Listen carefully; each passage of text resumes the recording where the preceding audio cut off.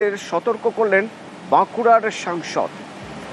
তিনি সতর্ক করে দিলেন যে নাগরিক কমিটি তৈরি করতে হবে এবং নাগরিক কমিটি তৈরি করে লিস্টে নাম সুনিশ্চিত যাতে করা যায় সেই ব্যবস্থা করতে হবে, কারণ নাম না থাকলে সেক্ষেত্রে সরকারি সুবিধা থেকে বঞ্চিত হওয়ার আশঙ্কা থেকে যাচ্ছে।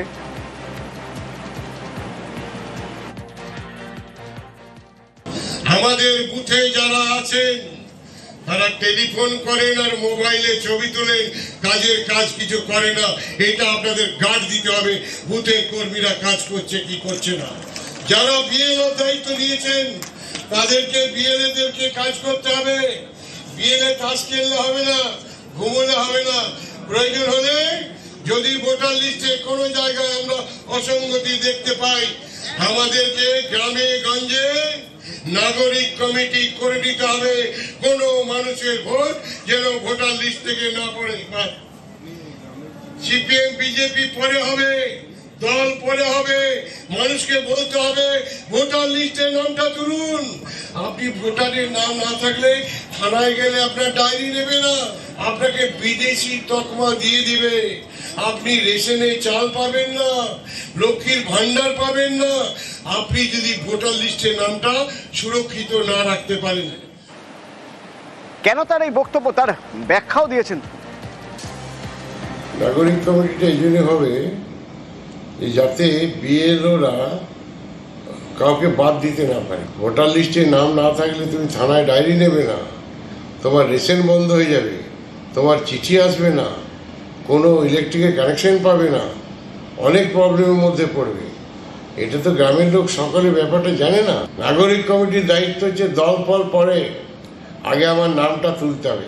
কোনো প্রকৃত ভোটারের নাম যাতে বাদ না যায় তার জন্য নাগরিক কমিটি করে সচেতনতা করা মানুষ। তবে বিজেপির বিধায়ক নীলাদ্রি শেখর দাদা তার দাবি এ ধরনের মন্তব্য অসাংবিধানিক। ওপেনলি এটা বলা যায় না, গণতন্ত্রকে খর্ব করা হয়। এসআইআর নিয়ে তিনি ডিএম এর কাছে যেতে পারেন, ব্লকে যেতে পারেন, এসডিওর কাছে যেতে পারেন, সেটা আলাদা বিষয়। রাজনৈতিক খোলা মঞ্চে রাজনৈতিক বক্তব্য এখন চলে না বিষয়টা নিয়ে। আইন নিয়ে তিনি সেখানে অ্যামেন্ডমেন্ট করছেন, এটা বোঝা হচ্ছে শাসক দলের এমপি এমএলএ এরা খেপে গিয়েছে।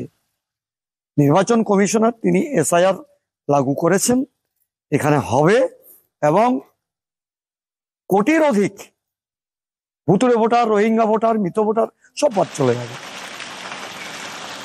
আর এদিকে বিএলএ অর্থাৎ বুথ লেভেল এজেন্ট যারা রয়েছে তাদের সঙ্গে আজ তৃণমূল শীর্ষ নেতৃত্বের বৈঠক, বিকেল 5টায় এই বৈঠক। আবির রয়েছে আমার সঙ্গে। আবির, বুথ লেভেল এজেন্ট, সেই বুথ লেভেল এজেন্টদের কি নির্দেশ দেওয়া হবে, কি গাইডলাইন দেওয়া হবে বলে খবর পাচ্ছি আমরা? ওয়ান এবং বিএলএ 2 তাদের কি ভূমিকা হবে এর আগেই ভার্চুয়াল বৈঠক করে প্রায় 3 মাস আগেই বুঝিয়ে দেওয়া হয়েছিল এবং সেই মোতাবেক তারা কিভাবে নির্বাচনের ক্ষেত্রে দাঁড়িয়ে ভোটার তালিকা সংশোধনীর কাজ, কারা ভোটার রয়েছেন তাদের সঙ্গে কাজ, যাবতীয় তথ্য তারা সংগ্রহ করে রেখেছেন। এই যে এসআইআর শুরু হতে চলেছে এই প্রক্রিয়াতে বিএলএ 1 এবং বিএলএ 2 যারা রয়েছেন তাদের ভূমিকা থাকছে।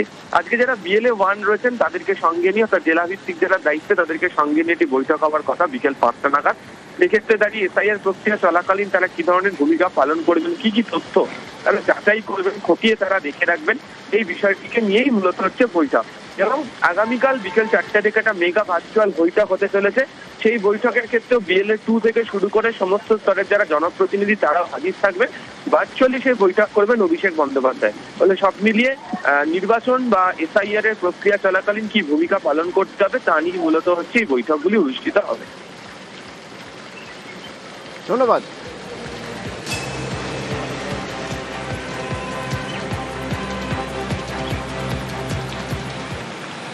বাংলা এসআইআর নিয়ে সুর চড়াচ্ছে তৃণমূল। অমিত শাহ দাবি করছেন যে আসলে বিরোধীরা ত্রুটিমুক্ত ভোটার তালিকা চায় না।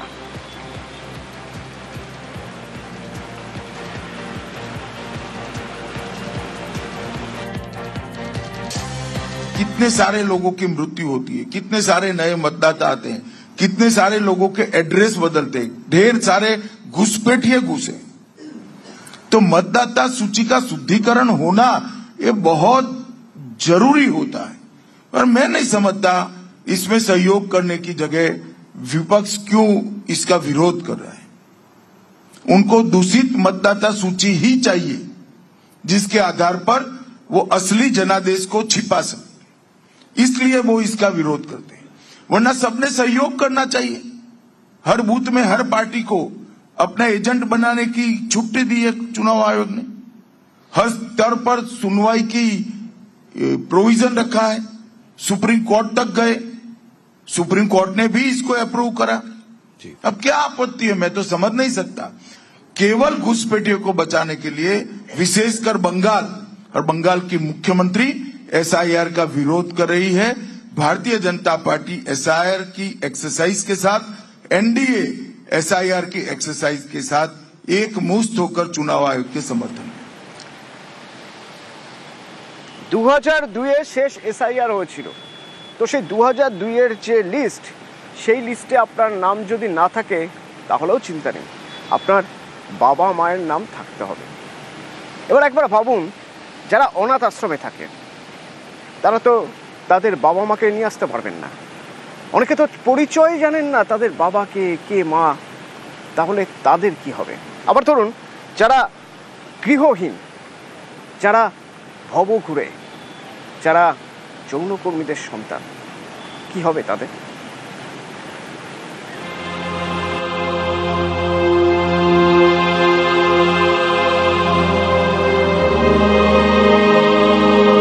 কেউ ছোটবেলায় মা বাবাকে হারিয়েছে, কাউকে কুড়িয়ে পাওয়া, কারো আবার মা বাবার সঙ্গে যোগাযোগই নেই।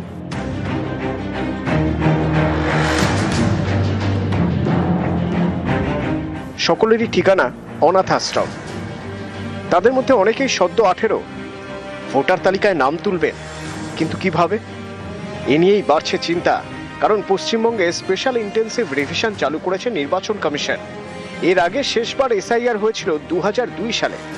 সেই তালিকায় নিজের নাম থাকলে অথবা মা বাবার মধ্যে কারো নাম থাকলেই হবে, তাহলে আর কোনো নথির প্রয়োজন নেই। অনাথ আশ্রমে আবাসিকদের বক্তব্য, তারা তো অনেকেই মা বাবার পরিচয়ই জানেন না, তাহলে তাদের নাম 2002 সালের ভোটার তালিকায় ছিল কিনা কিভাবে জানবেন? সেক্ষেত্রে কিভাবে ভোটার লিস্টে নাম উঠবে, কিভাবেই বা ভোট দেবেন?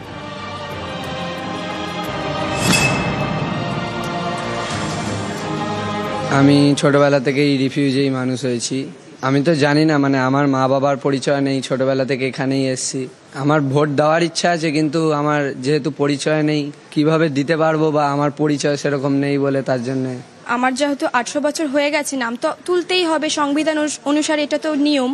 কিন্তু আমি যেহেতু অনাথ আশ্রমে আছি, নতুন নিয়ম হয়েছে যে 2002 সালে বাবা মায়ের নাম আছে কিনা, সেটা থাকলে তবেই নাম তুলতে পারবো। সেইটার বিষয়ে তো আমার সঠিকভাবে জানা নেই, তাই এটা তো অবশ্যই আমার জন্য একটু চিন্তার বিষয় যে নাম উঠবে কিনা আমার। কেউ থাকেন অনাথ আশ্রমে, কেউ থাকেন রেড লাইট এলাকায়, কারো আবার কেয়ার অফ ফুটপাথ, কেউ হয়তো ভবঘুরে, ঠিকানা বলতে নাইট শেল্টার। প্রত্যেকের মনেই প্রশ্ন, এসআইআরে কি হবে? তাদের নাম কি ভোটার লিস্টে উঠবে, নাকি ভোট দিতে পারবেন না? এরকম আরও অনেক বাচ্চা আছে, তাদের পরিচয় নেই, তাদেরকে পুলিশ বা কোনো জায়গা থেকে এখানে অ্যাডমিশন করিয়ে দিয়ে গেছেন, নামটাও আমরা দিয়েছি এখান থেকে। তাদের বাবা মা কোনো পরিচয় নেই আমাদের কাছে। না, যা নিয়ম করেছে এসআইআর, সেখানে তো এদের কোনো পরিচিতি নেই, তো এদের ক্ষেত্রে কি হবে? হ্যাঁ, ওদের তো কিছুই নেই, মা বাবারই নাম দেওয়া নেই কিছু, ওদেরই নাম আমরা দিয়েছি, ওদেরই ঠিকানা আমরা দিয়েছি, তা এদের ব্যাকগ্রাউন্ড কোনো রেকর্ডই নেই আমাদের কাছে। অর্থাৎ এদের কি হবে, কমিশনকে চিন্তা ভাবনা করা উচিত। এখানে যদি রাত্রির বেলা ঘোরা যায়, দেখা যাবে যে কত হাজার ফুটপাতে মানুষ আছে। আমি ধরে নিতেই পারি অনেকের স্বীকৃত আধার কার্ড নেই, তাহলে এই মানুষগুলো কোথায় যাবে? এটা কেন্দ্রীয় সরকারের ভাবনা চিন্তা করা উচিত, বা নির্বাচন কমিশনের, যেহেতু সে ভারতবর্ষেই জন্মেছে কিন্তু প্রকৃতপক্ষে সময় মতো কাগজ তৈরি করতে পারেনি, তাহলে সে কি ভারতের বাইরে চলে যাবে? এই ব্যাপারে আমার মনে হয় চিন্তাধারা করা উচিত।